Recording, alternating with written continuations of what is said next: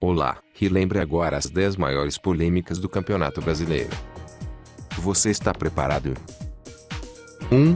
O primeiro caso de doping do campeonato, em 18 de novembro de 1973, o atleta Campos, do Atlético Minas Gerais, foi o primeiro jogador flagrado no exame antidoping da história do torneio. Após marcar 2 gols na vitória do seu time contra o Vasco, o exame detectou a presença da substância efedrina na sua urina. Pegou o gancho de 6 meses. 2. Recorde de participantes. Na edição do ano de 1979, o Campeonato Brasileiro contou com a participação de 94 clubes. O recorde de participantes até hoje. Corinthians, Santos e São Paulo acabaram não disputando a edição, devido ao calendário apertado. 3. 2 campeões brasileiros no mesmo ano. Devido a problemas financeiros, em 1987 a CBF decidiu não organizar o torneio. O Clube dos 13 decidiu organizar a competição. A CBF voltou atrás e organizou a Copa União, que em regulamento previa um quadrangular final dos 2 melhores de cada módulo. Flamengo,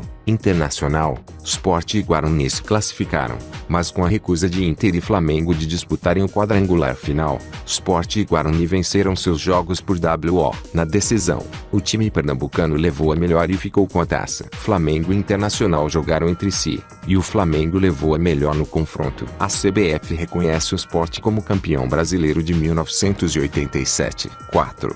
Superlotação no Maracanã. Em 17 de julho de 1992, 122 mil pessoas foram ao Maracanã assistir à final entre Flamengo e Botafogo. Devido à superlotação, uma grade da arquibancada cedeu, deixando centenas de pessoas feridas, além da morte de 8 flamenguistas. 5. Taça das Bolinhas. Uma das grandes polêmicas do futebol brasileiro. Em 1992, o Flamengo conquistou o Campeonato Brasileiro pela 5ª vez, o que lhe daria a posse definitiva da taça. A equipe chegou a comemorar campeão, porém devolveu a taça para a CBF. No ano de 2007, o São Paulo também tornou-se pentacampeão. Em 2010, a CBF oficializou o São Paulo como o primeiro pentacampeão brasileiro. 6. Viradas de mesa. A primeira virada de mesa do futebol brasileiro aconteceu em 1993. Com a queda do Atlético Minas Gerais e o fraco desempenho do Grêmio na Série B, a CBF decidiu rebaixar apenas os clubes pequenos e inchou o torneio do ano seguinte,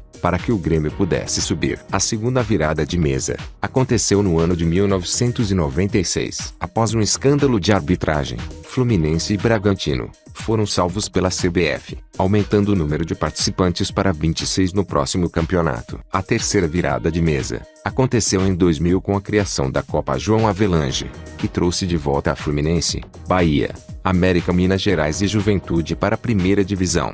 7. Márcio Rezende de Freitas, o árbitro famoso no campeonato de 1995, após polêmica na final do campeonato entre Botafogo e Santos, onde vergonhosamente o árbitro validou um gol ilegal do time carioca e anulou um gol legítimo do Santos, dando o título para o Botafogo. Se não bastasse, 10 anos mais tarde, em 2005, ele voltou a protagonizar uma arbitragem asquerosa. Corinthians e Internacional se enfrentaram em uma partida que praticamente decidiu o título do campeonato. Márcio Rezende de Freitas não marcou o pênalti claro de Fábio Costa em Tinga e ainda expulsou o volante por simulação. O empate aproximou os paulistas de sua 4ª conquista. 8. Máfia do apito. O Campeonato Brasileiro de 2005 ficou marcado pelo escândalo de arbitragem, conhecido como Máfia do apito. 11 jogos apitados por Edilson Pereira de Carvalho foram anulados e remarcados pelo STJD. O Corinthians acabou beneficiado, pois em 2 jogos que havia perdido, Santos e São Paulo, conseguiu conquistar 4 pontos e ficou com a taça.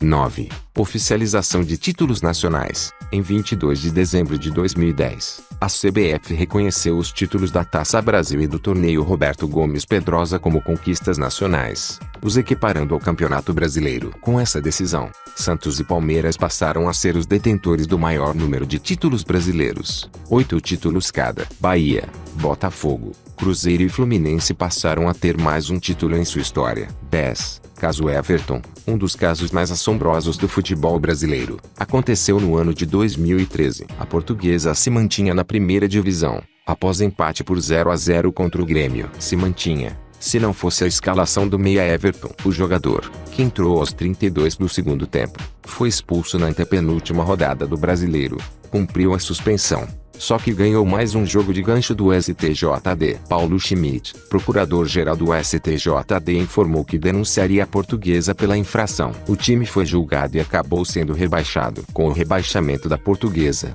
o Fluminense escapou do descenso para a Série B. Como você pode ver, são muitas as polêmicas que já ocorreram envolvendo o Campeonato Brasileiro. Espero que este vídeo tenha sido interessante para você. Gostou desse vídeo? Então deixe seu like, inscreva-se no canal e ative o sininho para não perder nenhuma novidade. Não seja só mais um torcedor na multidão. Aprenda a ganhar dinheiro assistindo a jogos de futebol. Esse e-book gratuito mostrará como. Baixe agora, o link está na descrição desse vídeo. Tudo sobre futebol e Copa do Mundo 2018 é aqui no HDzão News. Muito obrigado e até breve. Tamo junto.